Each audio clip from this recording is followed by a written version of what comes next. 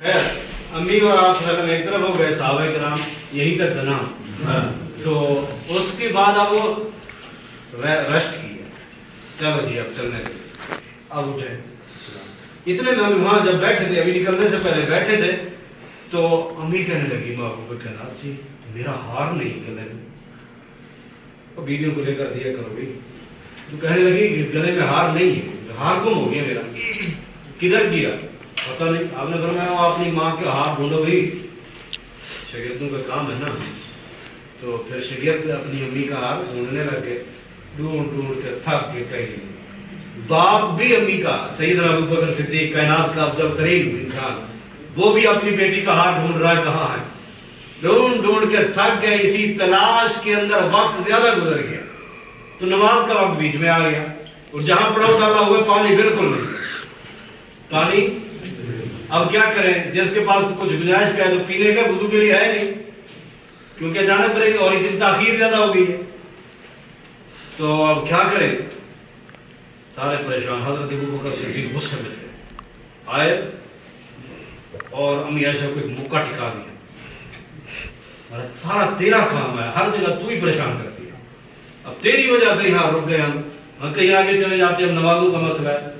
امی کہتی کہ میں نے حرکت نہیں کی، قابو کیا اپنے جسم کو، کیونکہ میری گود میں محبوب کائنات سوئے ہوئے تھے کہ میں نے جسم کہیں حرکت کیا تو محبوب نظر آ جائے. ابو کے موقع کو میں نے برداشت کیا آرام سے. تو میں نے کہا وہ کیا کروں، لہرے بیٹی تھی، کیا ایک پیار کا ماحول تھا یار. تو حضرت ابو بکر صدیق چلے گئے. اتنے بعد آپ نے کیا ماجرا ہے ابھی بات، کیوں لیٹ؟ ہار نہیں ملا اور اتنی لیٹ ہو گئی. اتنے میں پیغام سیدنا جبریل علیہ السلام لے کے آئے. یہ سورۃ مائدہ میں 3-4 آیات مکمل ہیں. محبوب امت کو بتا دو پانی نہ ہو تو تیمم کر لیا پاک مٹی سے. وہ تیمم کا حکم اسی وقت نازل ہوا اور آپ صلی اللہ علیہ وسلم نے یہ آیات پڑھ کے سب کو سنائی. تو سب نے پھر میں ابھی مجھے یاد نہیں آ رہا سیدنا ابو ہریرہ تھے یا بالضبط کون سے صحابی تھے. پھر انہوں نے کہا میاج جہاں بھی تو کوئی نہ کوئی پرابلم تو یہ وجہ سے آتا ہے، لیکن پرابلم کے بعد حال ضرور آتا ہے، یہ امت کے حال ضرور آتا ہے. تو ہمیں پتہ تھا کہ اگر یہ ماجرا بن رہا ہے تو یہ ماجرا امی کی وجہ سے ان کا ہار گم ہوا ہے، اس میں کوئی نہ کوئی آسمان سے آرڈر ضرور آئے گا. تو آ گیا آرڈر کہ جہاں بھی تیری وجہ سے مشکل کوئی ہوئی ہے وہ عارضی کی بعد میں اس کا حل مستقل ہو گیا. تو وہاں یہ تیمم کا آرڈر ہوا، تیمم کیا، لوگوں نے نمازیں پڑھی. اب چلنے لگے گی واپس. جو ہی واپس جانے لگے تو امی جان والا جو تھا اونٹ سواری اسے اٹھایا تو اس کے نیچے ہار پڑا تھا، اس کے نیچے ہار پڑا تھا. ہار بھی مل گیا. اللہ نے کیسے ترتیب بنوائی؟ ہار بھی وہی ہے، اونٹ پہلے بھی اٹھ سکتا تھا نا، لیکن ایک مسئلہ بھی امت کو سمجھانا تھا تو مسئلے کا حل بھی، تیمم بھی آ گیا. اب آگے یہ بات سمجھ واقعہ باقی میں کوئی اس طرح کی طرح بھی بات ہوتی ہے نا نصیحت والی. جی جی ہاں جی یہ سوال بھی ہے. دیکھیے اگر ہم نے وضو کر لی ظہر ٹائم، اسی وضو کے ساتھ ظہر کی اثر بھی پڑھ لی مغرب بھی پڑھ لی، تو کیا تیمم کے لیے ہم تیمم ہر نماز کے لیے کریں گے؟ کیونکہ تیمم میں یہ چانس ہے کہ ابھی اس نماز میں نہیں ملا پانی تو اسے اگلی میں مل جائے، لیکن اگلی میں مل جائے تو اس وجہ سے ہر نماز کے لیے تیمم کیا کریں گے؟ ہم علیحدہ کریں گے. اور وضو اور تیمم سے متعلقہ سوال ہو تو بھی پوچھ لیجیے 1-2 منٹ میں، نہیں تو پھر ہم آگے دوسرا ٹاپک چینج ہو رہا ہے. نجس والی نہ ہو. باقی نبی علیہ السلام فرماتے ہیں کہ جعلت لی الارض مسجدا و طہورا، اللہ نے میرے لیے زمین کو مسجد اور طہور پاک بنا دی ہے. اس میں سے اب یہ ہے کہ جو 5 چیزیں ہیں، نہیں 7 چیزیں ہیں، بالضبط مجھے 7 کی گنتی کروں گا شاید پوری نہ کر پاؤں، بہرحال 7 چیزیں ہیں جن جگہوں پر نمازیں پڑھنا جائز نہیں. جس طرح اونٹوں کا بڑا ہو گیا، کوڑا کرکٹ ہو گیا، یعنی ان جگہوں سے آپ تیمم بھی نہیں کر سکتے. جن جگہوں کی مٹی سے پر آپ نماز نہیں پڑھ سکتے انہی جگہوں سے آپ جو ہے نا وہ نہیں کر پائیں گے، اپنا تیمم نہیں کر پائیں گے. ہاں جی اور کوئی سوال؟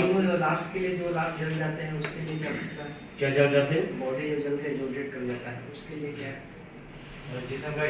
ہاں جو میت ہے نا، میت کے لیے تو پانی ہے، اس کے لیے تو میت تیمم تو نہیں ہے.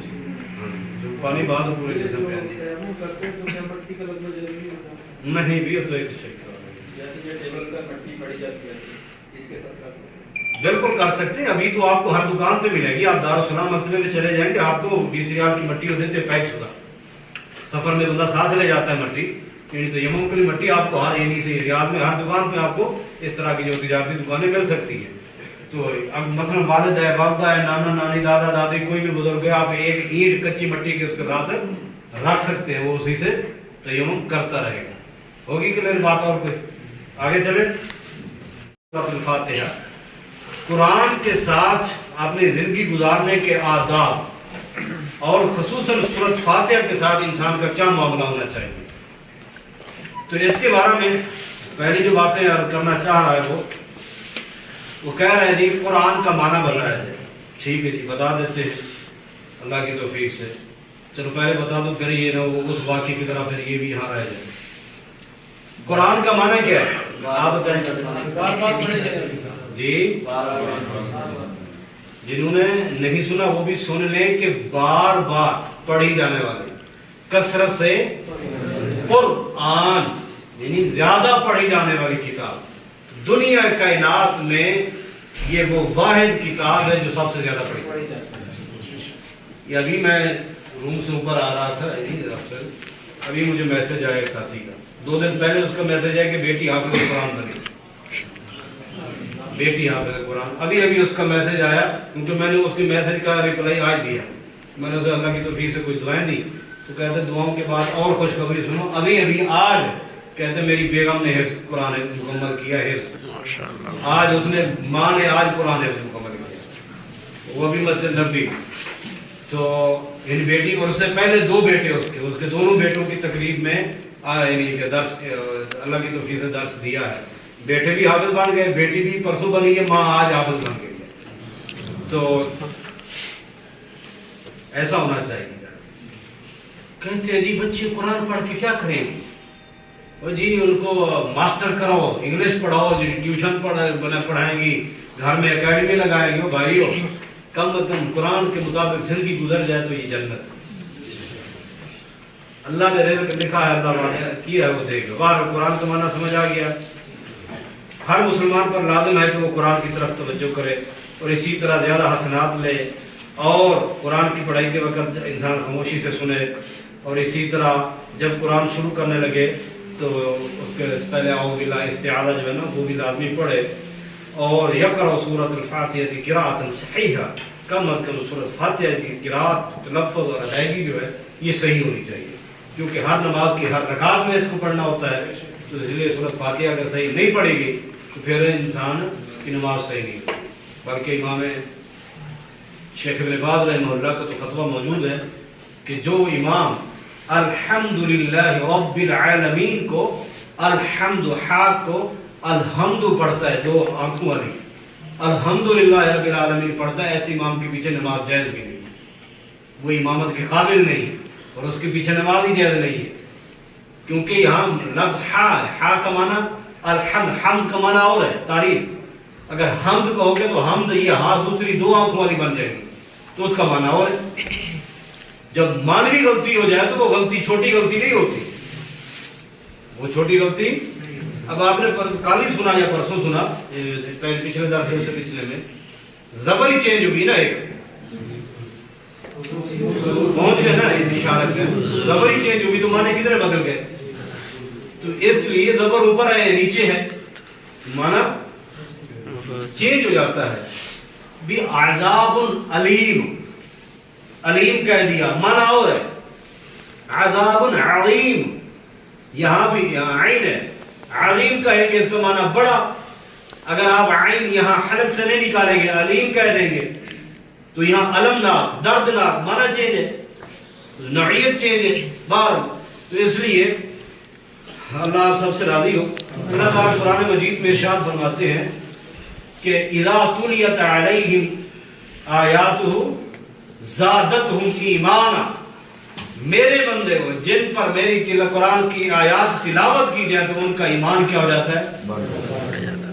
खुद मैं अपने आप से पूछूं और आप अपने आप से पूछें, हम 24 घंटे में कितना दूसरी चीजें पढ़ लेते हैं, रिपोर्टें पढ़ लेते हैं, कंपनी को कुछ चीजें बना के देनी है वो बना भी देते हैं, पढ़ भी लेते हैं, खबरें भी देख लेते हैं, फेसबुक पे सारे तबसरे तुबसरे सब कुछ हो जाता है। क्या एक सफा रोजाना कुरान मजीद का हो जाता है? हो जाता है, अच्छी बात है। नहीं होता तो फिर ये हमारी कोताही है। कुरान के साथ तामुल होना चाहिए। यकीन जानिए, यहाँ आप लोग देखते हो कि कितना कुरान मजीद की खिदमत करते हैं, कुरान पढ़ते हैं। वो अपने बेटे के कातिल को इसलिए माफ कर दिया जाता है कि ये शर्त है तू जेल में कुरान मजीद हिफ्ज कर दे तो तुझे कत्ल माफ है। अब ये कितने वाकयात पीछे गुजर चुके हैं, आप अखबारात में पढ़ी होंगी, मैंने तो पढ़ा।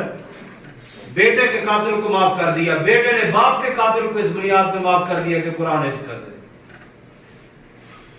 ये कुरान से, कुरान के साथ ही लगाओ, कुरान के साथ ही मोहब्बत इंसान को दूर तक ले जाती है।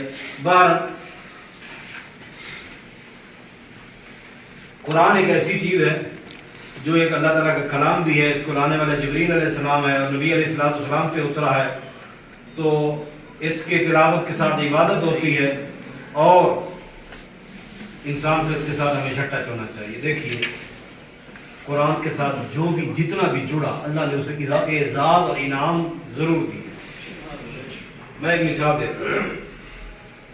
अल्लाह तबारक व तआला ने कुरान मजीद को जिस रात में उतारा, कौन सी रात? लैलतुल कद्र। 27वीं नहीं कहेंगे आप, लैलतुल कद्र, क्योंकि ये आखिरी अशरे के 5 ताक रातें जो है, इनमें से कोई रात लैलतुल कद्र की रात में उतारा। जिस रात कुरान उतरा तो वो रात लैलतुल कद्र। फरमाया लैलतुल कद्री खैरुम मिन अल्फ शहर, पूरी रातों की सरदार बना दिया। 83 साल जिंदगी की इबादत एक तरफ और एक रात की इबादत एक तरफ। वो रात पूरी रात की सरदार बन गई। और किस महीने में नाज़िल हुआ? शहर रमज़ान अल्लज़ी उन्ज़िला फ़ीहिल कुरान। माह रमज़ान वही रमज़ान का महीना है जिसमें कुरान नाज़िल हुआ। जिस महीने में कुरान नाज़िल हुआ उस महीने को पूरे महीनों का सरदार बना दिया। रात का ताल्लुक जुड़ा तो कहां एजाज पा गई, महीने का ताल्लुक जुड़ा तो महीना सबसे अफजल निकल गया। और इसको लाया कौन? जिब्रील अलैहिस्सलाम, तमाम फरिश्तों का। उसका ताल्लुक जुड़ा तो उसको ये एजाज मिल गया, तेरा काम ये वही ले जाना, पैगाम अलग ले जाना। और ये कुरान मजीद किस शहर में नाज़िल हुआ? मक्का और मदीना। पूरी दुनिया के ताज और सरदार शहर मक्का और मदीना। इस्लाम भी आखिर में सुकड़ के इन्हीं हुदूद में रहेगा। दज्जाल भी इनके अंदर नहीं जा पाएगा। फरिश्ते इन शहरों के बार्डरों पे खड़े होकर हिफाजत करेंगे। समझ तो नहीं यही बात? कुरान जिस शहरों में आया वो शहर कहीं दर्जा पा गए। और ये कुरान मजीद किस सीने पे उतरा? नबी अलैहिस्सलाम के प्यारे मुकद्दस पाकीज़ा सीने में पीर इल्म उतरा। अल्लाह ने उस सीने को, उस हस्ती को, उस जात को भी तमाम नबियों का सरदार बना दिया।